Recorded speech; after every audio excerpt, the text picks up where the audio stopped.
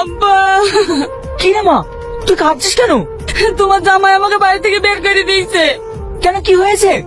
আমার বিয়ে 5 বছর হয়ে গেল। বিয়ের সময় যে টাকাটা দিবা বলেছিলাম সেটাও দিলা না, তাই ও আমার প্রতি অত্যাচার করছে। 5 বছর হয়ে গেল, এখন পলের টাকা দেয়নি? কিন্তু আচ্ছা ছোট না, এই বাড়িতে আমার ছেলের বিয়ে দেবো না। এভাবে উঠে আয়। কি টাকার জন্য তোমার বোনকে বাড়ি থেকে বের করে দিয়েছে?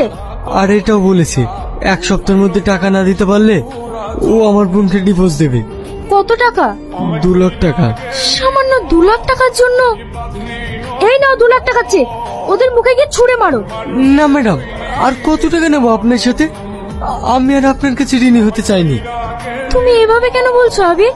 আজ বিপদের সময় আমি যদি তোমার পাশে না দাঁড়াই তাহলে কে দাঁড়াবে? কিন্তু ম্যাডাম। কোনো কিন্তু না, ধরো চেকটা নিয়ে গিয়ে তোমার বোনকে দাও। হ্যাঁ, আরেকটা কথা, আমি 2 মাসের জন্য সিঙ্গাপুর যাচ্ছি। কোম্পানির কিছু কাজ আছে, আমার ফিরে আসা না পর্যন্ত কোম্পানির সমস্ত দায়িত্ব তোমাকে নিতে হবে। কেন, আপনার ভাই? ভাইও আমার সঙ্গে যাচ্ছে। বলছিলাম তোমাকে একটা কথা বলার ছিল। হ্যাঁ ম্যাডাম, বলেন।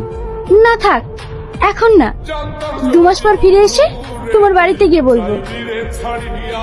দিদি তুমি? মা, তুমি তাড়াতাড়ি আসো, আমাদের বাড়ি থেকে এসে দেখো। তোমাদের বাড়িতে প্রথম এলাম, আগে তো কখনো দেখোনি আমাকে, তাহলে চিনলে কিভাবে? কি বলছো দিদি? এই বাড়িতে সকাল সন্ধ্যা রাত্রে সবসময় তোমার কথাই আলোচনা হয়। ও মা, লোক কি এসে আমার বাড়িতে? আমার তো বিশ্বাস হচ্ছে না, আমি স্বপ্ন দেখছি না তো? স্বপ্ন দেখবেন কেন? আমরা আপনাদের বাড়িতে 2 মাস আগে আসতাম, একটা কাজের জন্য বাইরে গেছিলাম, তাই আজকে আসলাম। খুব ভালো করেছো বাপ। আসো মা, বাড়ির ভিতরে আসো। আমি কাকে দেখছি? আমার মা এসছে। হোক, তুমি দাঁড়িয়ে আছে কেন? তাড়াতাড়ি শরবত বানাও। আমাদের জন্য তো তাড়াহুড়ো করতে হবে না। আমার ছবি প্রত্যেকটা ঘরের সামনে টাঙিয়ে রেখেছেন কেন? থাকলে মেয়ে কথাকার, তোমার জন্য তো আমার পুরো পরিবারটা পাল্টে গেছে। আমার ছেলে চাকরি পেয়েছে, আমি বাড়ি ঘর করেছি, আমার 2 মেয়ে সুখে সংসার করছে। তাহলে তুমিই বলো মা, তোমার ছবি টাঙানো থাকবে না তো কার ছবি টাঙানো থাকবে? সত্যি মা, এই পৃথিবীতে তোমার মতো মেয়ে আর একটাও খুঁজে পাওয়া যাবে না। তোমার ঋণ কিভাবে যে শোধ করব? আরে ওভাবে বলছেন কেন? আসলে আমি আপনাদের কাছে একটা আবদার নিয়ে এসেছি, যদি আপনারা পূরণ করেন।